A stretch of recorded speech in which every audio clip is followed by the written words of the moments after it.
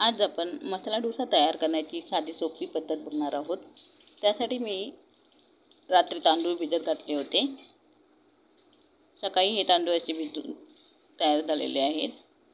ते आता मी मिक्सरला लावून घेणार आहे।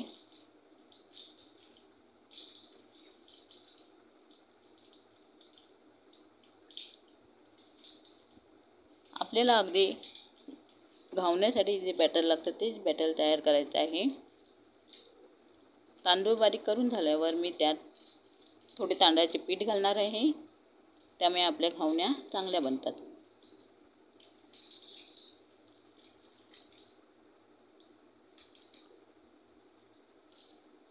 अशा प्रकारे हे पीठ आपल्याला पातळ करून घ्यायचे। त्यात मी थोडे मीठ घालून घेतलेलं आहे आणि आता हे पीठ आपल्याला बाजूला ठेवायचे आहे। आता मी खोबरं किसून घेतलेलं आहे आणि या खोबऱ्याची चटणी तयार करून घेतलेली आहे। आता एका कुकरमध्ये तुरीची आणि उडदाची डाळ धुवून घेतलेली आहे। त्यात टोमॅटो घातलेले आहे आणि आपल्याला 3 शिट्या करून घ्यायच्या आहेत। हे उकडलेले बटाटे मी कापून घेतलेले आहेत। कांदा टोमॅटो कापून घेतलेले आहे। आता आपल्याला बटाट्याची भाजी करायची आहे। एका पॅनमध्ये राई जिऱ्याची फोडणी घालून मी आता कांदा टाकत आहे। हा कांदा चांगला लालसर असा होऊ द्यायचा आहे।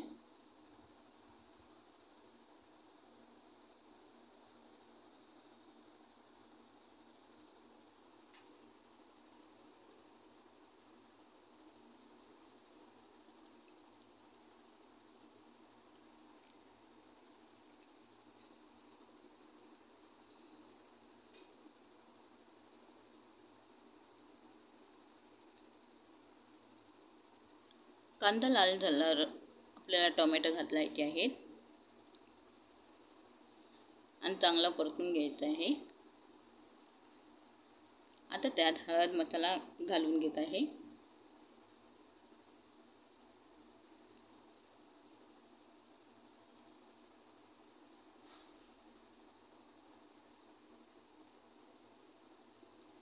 आणि उकडलेले बटाटे आपल्याला त्यात ॲड करायचे आहेत। वरून चवीपुरते मीठ सुद्धा घालणार आहे।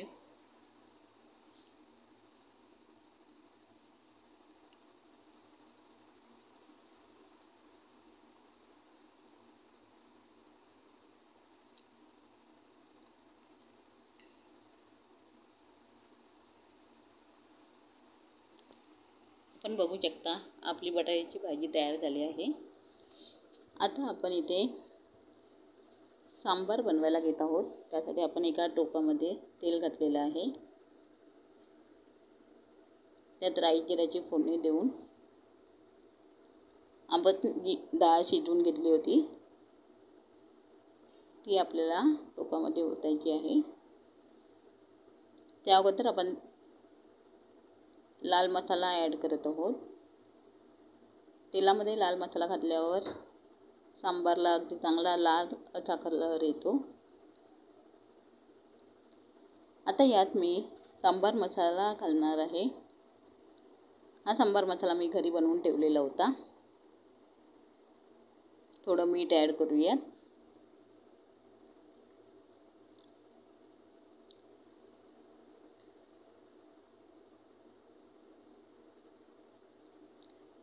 यात मी गूळ आणि चिंच सुद्धा घातली होती।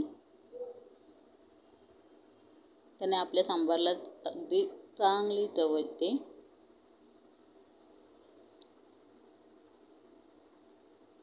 आणि याला थोडं 5 मिनिटासाठी उकळू द्यायचे।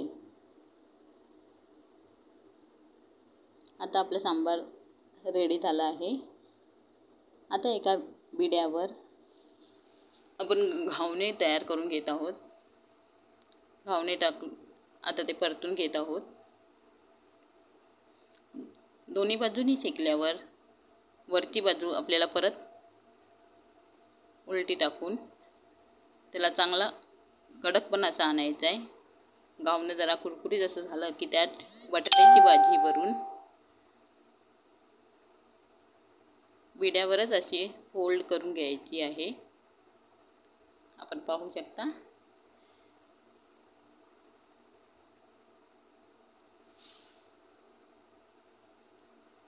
किती छान असा आपला मसाला डोसा तयार करून झालेला आहे, फक्त तांदळाच्या साहाय्याने आणि चटणी आणि सांबार यासोबत